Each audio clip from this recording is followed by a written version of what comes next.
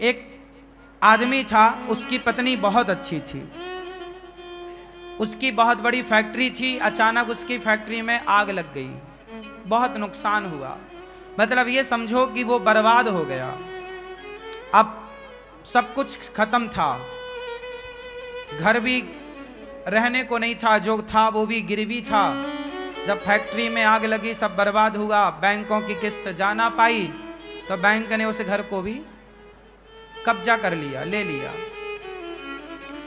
दोनों पति पत्नी किराए के घर में आ गए। अच्छा खासा जीवन था, बड़ी लग्जरी जिंदगी थी, पर समय बदलते देर कहां लगती है। उसकी पत्नी और पति दोनों बेचारे किराए के घर में आ गए और पत्नी ने अपने पति से कहा, सुनो, मेरे पास कुछ मेरे आभूषण हैं, मेरा हार, मेरे कान के झुमके, आप वो ले जाओ, उसे बेचकर अपना फिर से कोई काम स्टार्ट करो। पति ने कहा कि नहीं, मैं तुम्हारे जेवर नहीं बेचना चाहता, पर जिद करी पत्नी ने, नहीं आप काम शुरू करो, फिर खड़े होइए, घबराइए मत। उसकी पत्नी ने उसे मोटिवेट किया, बहुत अच्छा एक पत्नी धर्म निभाया। देखो पत्नियां कितना अच्छा काम कर सकती हैं, अपने पति को मोटिवेट कर सकती हैं, अपने पति को गलत राह से लाकर के सही राह में चला सकती हैं, यदि पत्नी समझदार है तो। एक पत्नी से अच्छा मित्र नहीं हो सकता, याद रखिएगा। पत्नी सबसे अच्छी क्या होती है? पति की मित्र होती है, दोस्त होती है। एक पति से अच्छा दोस्त नहीं हो सकता, एक पत्नी से अच्छा दोस्त नहीं हो सकता, एक पत्नी से अच्छा आपका शुभ चिंतक नहीं हो सकता। मां के बाद यदि आपका शुभ चिंतक कोई है तो आपकी पत्नी है। उस पत्नी ने, बेचारी ने अपने सारे आभूषण पति को दिए, जबकि पत्नियां अपने आभूषणों को बहुत प्यार करती हैं, वो अपने पति को भी हाथ नहीं लगाने देती आभूषणों में। लेकिन उस स्त्री ने अपने सारे आभूषण बेच दिए और पति को पैसा दिया कि ये लो आप पैसा, आप अपना काम स्टार्ट करो। उसके पति ने फिर जो फैक्ट्री में नुकसान हुआ, अब उसे फिर छोटे रूप से शुरू किया। अनुभव तो था ही काम का, छोटे रूप से स्टार्ट किया, करते करते करते वो बहुत बड़ा उद्योगपति हो गया। फिर करोड़ों की संपत्ति उसने जोड़ी, फिर बड़ा कारोबार, जितना नुकसान हुआ उससे कई गुना अब उसे प्रॉफिट हो गया। बहुत समय बीत गया। एक दिन उसने क्या देखा कि उसके जो स्टाफ है, काम करने वाले लोग, कार्यकर्ता, एक लड़की, एक सुंदर सी लड़की इंटरव्यू देने आई और वो इंटरव्यू दे करके पास हो गई।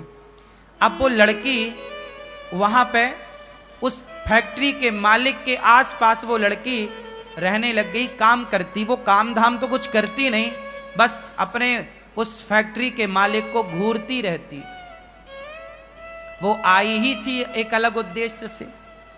आपको पता है आजकल मार्केट में इन चीजों से बचना चाहिए। आजकल लूटने का, आपको बर्बाद करने का षड्यंत्र बहुत बड़ा हो सकता है, आपकी समझ से परे हो सकता है। अब वो आदमी जो था फैक्ट्री का मालिक, जो बढ़िया कमा खा रहा था, खुश था, 100-200 लोगों की दाल रोटी उसकी फैक्ट्री से चल रही थी, सब चल रहा था ठीक। तभी वो लड़की उसके यहाँ काम में आई और बस, बहुत सुंदर तो थी ही वो दिन भर उसी को देखती, और पुरुष वो आदमी भी उसमें धीरे धीरे आकर्षित होने लगा। एक दिन ऐसा आया, दोनों कॉफी में चले गए, अर्थात कॉफी पी रहे हैं, साथ में चाय पी रहे हैं, साथ में रहने लग गए। ऐसा करते करते वो लड़की इतने करीब आ गई उस फैक्ट्री के मालिक के उस लड़की ने कहा कि अब अपन शादी कर लेते हैं। दोनों में बड़ा, आज की भाषा में प्यार व्यार हो गया, इलू इलू हो गया दोनों का। दोनों साथ में रहने लग गए। उसके पति ने, मतलब वो फैक्ट्री के मालिक ने बोला कि मैं तुमसे शादी नहीं कर सकता क्योंकि मेरी पत्नी ऑलरेडी है, मैं शादीशुदा हूं। उसने कहा कोई फर्क नहीं पड़ता, तुम अपनी पत्नी को तलाक दे दो। अब इस लड़के ने इस तरह से चंगुल में फंसा लिया कि इसने बोला कि शादी कर लो। इसने भी बोला ठीक है, आज मैं अपनी पत्नी से बोलूंगा कि मैं तुम्हें तलाक देना चाहता हूं। जबकि कोई लड़ाई नहीं, कोई झगड़ा नहीं, पत्नी तो अच्छी थी। अच्छा, एक दिन पत्नी के पेट में दर्द हुआ। संयोग देखिएगा कि जिस दिन पति ये कहने वाला था कि मैं तुम्हें तलाक देना चाहता हूं, उसी दिन पत्नी के पेट में दर्द हुआ। तो वो बगल के डॉक्टर के पास दिखाने चली गई और जब वहां पर चेकअप हुआ उसका, तो डॉक्टर ने बताया कि आपको तो ब्लड कैंसर है। उस स्त्री को क्या निकला? कैंसर। डॉक्टर ने बताया कि 7 दिन बाद आपकी मृत्यु हो जाएगी, इसका कोई इलाज नहीं है। अब वो बेचारी पत्नी, उसका एक छोटा बच्चा भी था, वो घर आई। अब सोचिए, जैसे ये पता लग जाए कि मुझे 7 दिन में मरना है, वो बेचारी अब पति का इंतजार कर रही थी कि आज पति आए और मैं बताऊं कि अब मैं 7 दिन की हूं। आप अपने लिए कोई एक नया जीवन साथी ढूंढ लीजिएगा। वो पत्नी ये चाहती थी कि मेरा पति मेरे बाद परेशान ना हो, मेरा बच्चा छोटा हो है, इसके लिए कोई परवरिश करने वाली एक माँ तो चाहिए इसे। अब तो मैं मर ही जाऊंगी। वो बेचारी अपने पति का इंतजार कर रही थी कि तभी पति आया गुस्से में। और चूंकि उस पति को तो उसने पाठ पढ़ा ही रखा था कि तुम्हें आज ये बोलना है कि तलाक देना चाहता हूं। पति आया। रोज तो अपना जूता जब उतारता था तो पत्नी आती थी, पत्नी अपने हाथ से उसके जूते मोजे उतारती, अपने हाथ से पानी देती, उसका बैग लेती। रोज की तरह पत्नी आई, पर आज उसने गुस्से में अलग जाकर बैठ गए और बोला, सुनो, अब हम तुम्हें तलाक देना चाहते हैं। पत्नी कुछ कहना चाहती थी कि मुझे कैंसर है, मैं मरने वाली हूं। तभी पति ने कह दिया कि मैं तुम्हें तलाक देना चाहता हूं। पत्नी ने बहुत समझदारी का परिचय दिया और पत्नी ने पति से अपना हाल कुछ भी नहीं कहा। अब वो चिड़चिड़ाने लग गया, गुस्से में आ गया, क्योंकि उसका मन कहीं और लग चुका था। पत्नी ने कुछ जवाब नहीं दिया। पत्नी ने कहा, अच्छा ठीक है, आप मेरे से तलाक लेना चाहते हैं? हाँ, मैं 7 दिन बाद आपको तलाक दूंगी।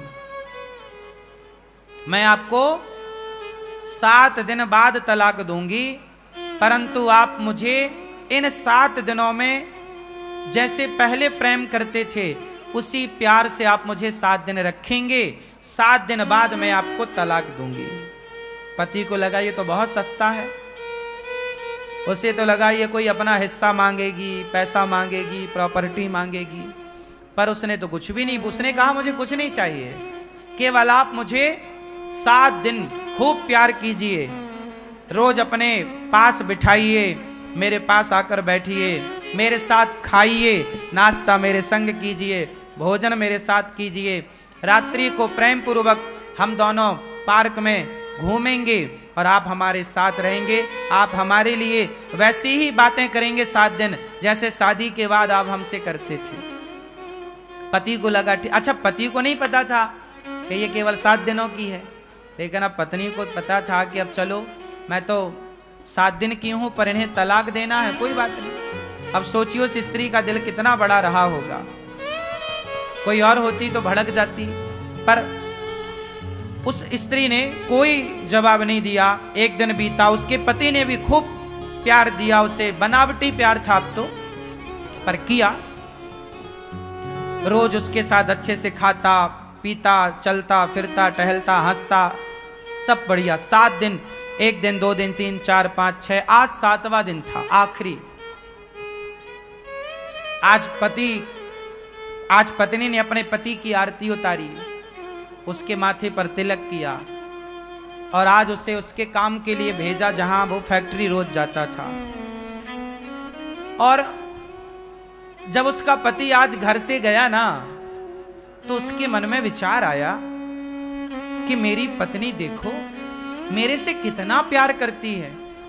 मैंने कहा कि मुझे तलाक चाहिए, तो उसने मेरे खातिर कि यदि मैं खुश हूं तो मेरी खुशी के लिए वो तलाक भी देने को तैयार हो गई। अब बताइए इससे बड़ा प्रेम क्या होगा। यदि पति तलाक चाहता है तो पति की प्रसन्नता के लिए वो तलाक देने को तैयार है। वो मेरे लिए, मैंने तलाक का बोला फिर भी वो मेरे से प्यार करती है। और ये जो लड़की मुझे मिली है ये तो मेरी दौलत की भूखी है। मेरी पत्नी ने तो अपने जेवर बेचकर मेरा ये कारोबार खड़ा किया। मेरी पत्नी मेरे सुख में मेरे दुख में सदा रही है। आज मेरी पत्नी ने कितना साथ दिया आज तक, और मैं किसी एक लड़की एक स्त्री के चक्कर में आकर एक सुंदर पत्नी का, एक पतिव्रता नारी का मैं त्याग कर रहा हूं। लो भैया, अचानक भगवत कृपा देखो, उस आदमी का हृदय परिवर्तन हो गया बिना कुछ के। याद रखिएगा, ईश्वर न्याय करते हैं, ईश्वर न्याय करते हैं। उसका हृदय बदल गया और वो आज सारा काम छोड़कर ऑफिस का दिन को ही भागा घर की ओर के मैं अपनी पत्नी से माफी मांगूंगा, सॉरी बोलूंगा कि मैं तो जो तलाक का बोला मैं मजाक कर रहा था। उस लड़की को उसने अपने दफ्तर से हटाया, काम से निकाला। उसके चक्कर में उसने कहा कि मेरी पत्नी के गालों में झुर्रियां पड़ गई हैं, ये लड़की जो मुझे मिली है ये बड़ी सुंदर है। मैं इस सुंदरता के कारण इस पे मर रहा था, जबकि मेरी पत्नी ने मेरा कितना साथ दिया। संसार की चमक दमक सुंदरता पे नहीं लट्टू होना चाहिए।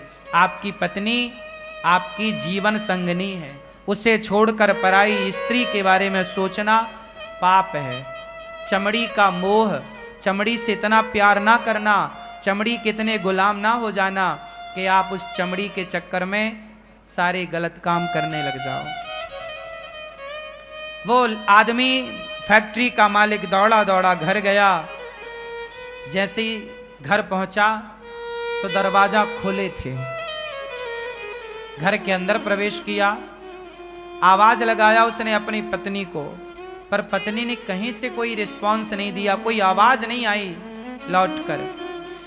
वो सोचा रसोई में होगी, रसोई में पत्नी नहीं, यहां होगी वहां होगी, सारी जगह देखा, उसकी पत्नी थी ही नहीं। तब वो अपनी पत्नी के कमरे में गया ऊपर, और जब कमरे में जाकर देखा तो उसकी पत्नी बिस्तर पर पड़ी हुई थी और बगल में एक कागज था। वो कागज में कुछ लिखा था।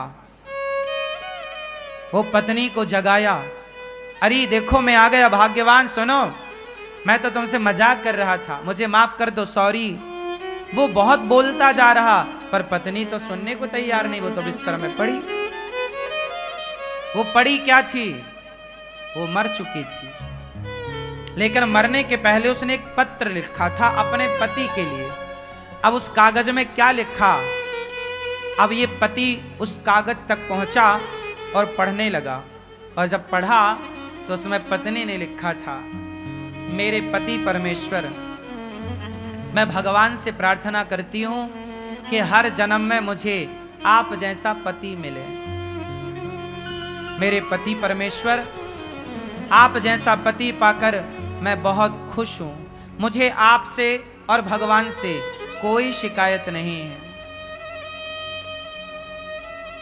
आपकी खुशी थी, आप मेरे से तलाक चाह रहे थे, मैं चाहती तो आपको तलाक उसी दिन देती, लेकिन जब आप तलाक लेते मेरे से, तो जो हमारा छोटा सा बालक है, बच्चा है, जब वो ये देखता कि मेरे पिताजी मेरी माँ से तलाक लेना चाहते हैं, तो मेरे बच्चे के संस्कार बिगड़ते और मेरा बालक बड़ा होकर वो आपका शत्रु बन जाता कि मेरे पिता ने मेरी माँ को छोड़ा था। तो कहीं मेरे बच्चे के अंदर आपके प्रति कोई शत्रु भाव पैदा ना हो जाए, इसलिए मैंने आपको तलाक नहीं दिया। जिस दिन आपने मुझे तलाक का बोला, उसी दिन मैं डॉक्टर के यहाँ गई थी। उसने मुझे चेकअप करके बताया कि मुझे ब्लड कैंसर था, मैं 7 दिन बाद मरने ही वाली थी। मुझे लगा कोई बात नहीं, आपको भी तलाक चाहिए, तो मैंने सोचा कि 7 दिन बाद तलाक दूंगी, 7 दिन बाद तो मैं सदा के लिए चली जाऊंगी। आपका जिससे मन करे आप विवाह करके अपना घर बसाइएगा, बच्चे के संस्कार ना बिगड़े, इसलिए मैंने आपको कोई जवाब नहीं दिया। क्योंकि हमारे बच्चे जब हमें आपस में लड़ता झगड़ता देखेंगे तो बच्चों के संस्कार बिगड़ते हैं। मैं नहीं चाहती कि मेरे बच्चे के संस्कार बिगड़े। बस अब मैं कैंसर की मरीज थी, 7 दिन पूरे हो गए, मैं जा रही हूं, अब आप अपना घर बसाइएगा, आप खुश रहिएगा, ऐसा लिखकर वो बेचारी सदा सदा के लिए चली गई।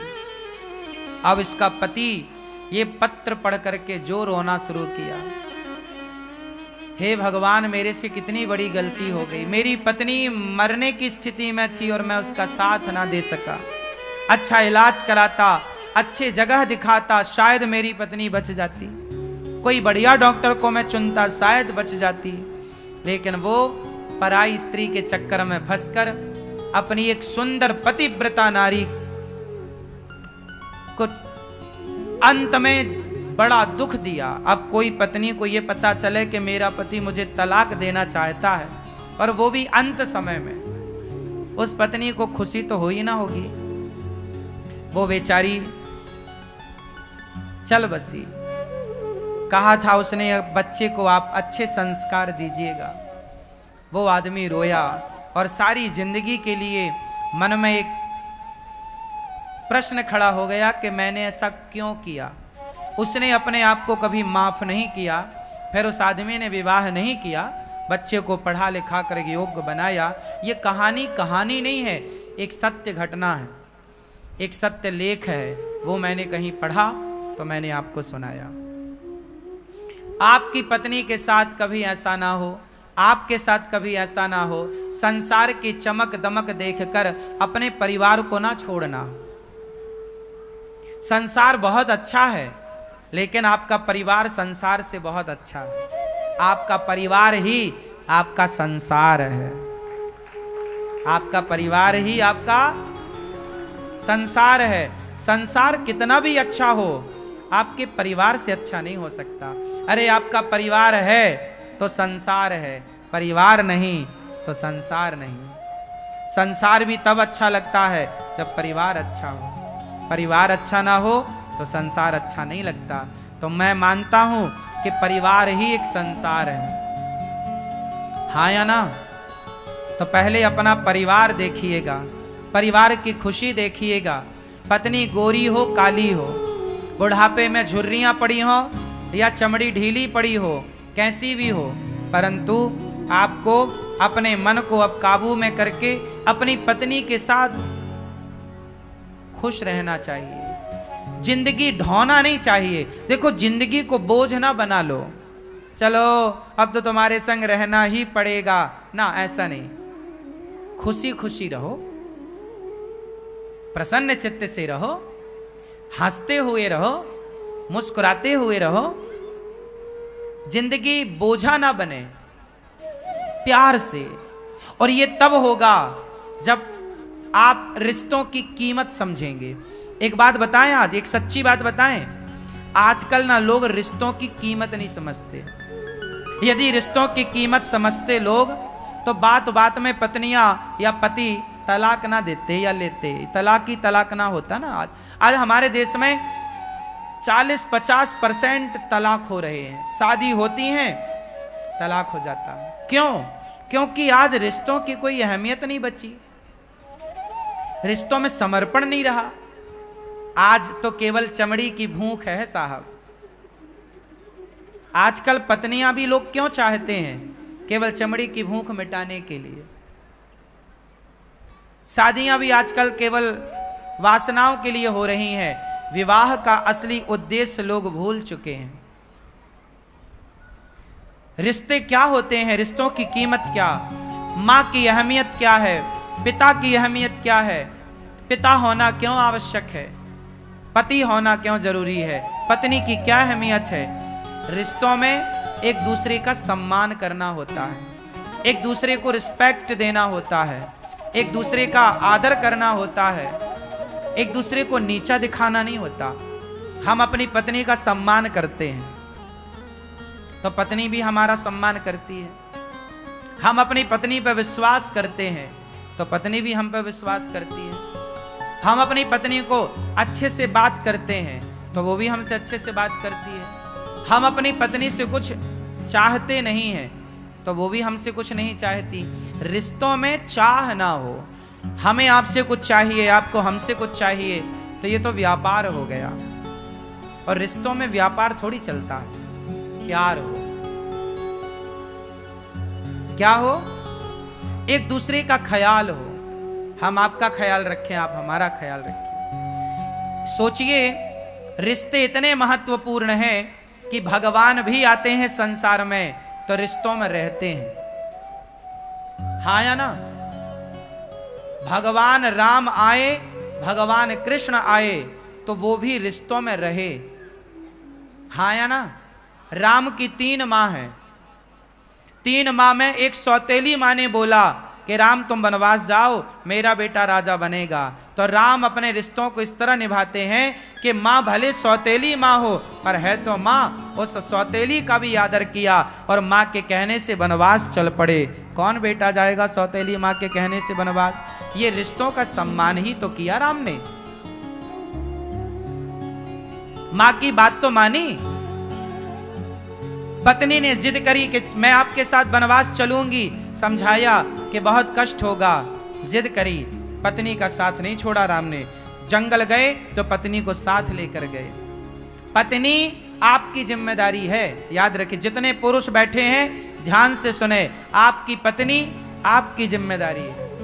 आपकी पत्नी आपके पिता और आपकी माँ की जिम्मेदारी नहीं है, आपकी जिम्मेदारी है। जहां आप रहिए वहां अपनी पत्नी को रखिए, और जहां मां रहे वहां आप रहिए, जहां पिता रहे वहां आप रहिए।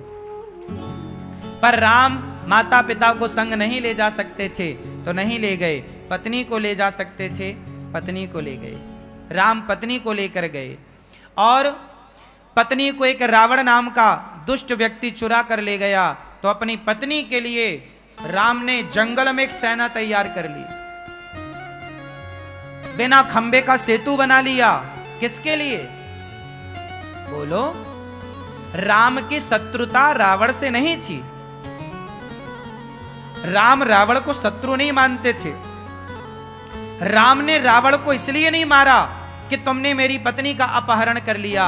राम ने रावण को इसलिए मारा कि रावण भक्तों पर अत्याचार करता था। साथ ही रावण ने वो काम किया जो उसे नहीं करना चाहिए। कौन सा काम? एक स्त्री को उसकी मर्जी के खिलाफ उसके साथ व्यवहार करना, यह राम को मंजूर नहीं था। अपनी पत्नी को सम्मान के साथ वापस लाए राम, रावण को मारकर। नारी के लिए, अपनी पत्नी के लिए रावण जैसी ताकत से लड़ना पड़ा तो राम जी लड़े हैं। किसके लिए? पत्नी के लिए। राम की 2 जिम्मेदारी थी, एक पत्नी और एक भक्त। भक्त विभीषण को लात मार के निकाला रावण ने, राम ने नाश कर दिया। इसलिए पत्नी का आदर करिए। पत्नी आपकी जिम्मेदारी है, माता पिता हमारी जिम्मेदारी है। एक पुरुष की जिम्मेदारी, लोग कहते हैं स्त्रियों की जिम्मेदारी ज्यादा होती है। माय का पक्ष, ससुराल पक्ष, हाँ बात सही है, स्त्रियों की जिम्मेदारी ज्यादा है, पर स्त्रियों से भी ज्यादा यदि माने तो पुरुष की जिम्मेदारी है। क्यों? क्योंकि पुरुष, स्त्री की एक जिम्मेदारी है पति की सेवा करना, पर पुरुष की जिम्मेदारी है कि पत्नी का भी ख्याल रखना, बच्चों का भी ख्याल रखना और माता पिता का भी ख्याल रखना। पुरुष की जिम्मेदारियां, आजकल का मर्द अपनी जिम्मेदारी समझ कहां रहा है। वो तो केवल अपनी पत्नी को जिम्मेदारी मानता है, माता को नहीं, पिता को नहीं। भाई, पुरुष का मतलब ये नहीं है कि आप देखो, एक नाव जो है ना,